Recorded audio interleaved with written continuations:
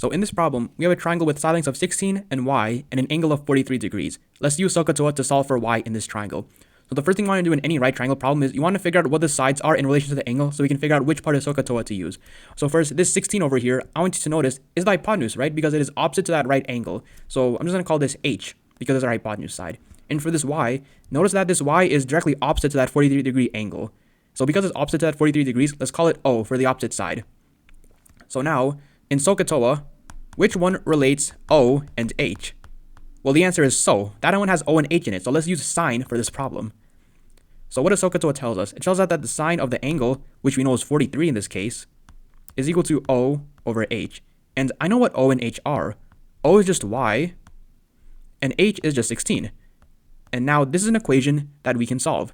So the first thing I'm going to do is multiply by 16 on both sides so I can cancel it out in the denominator, like this.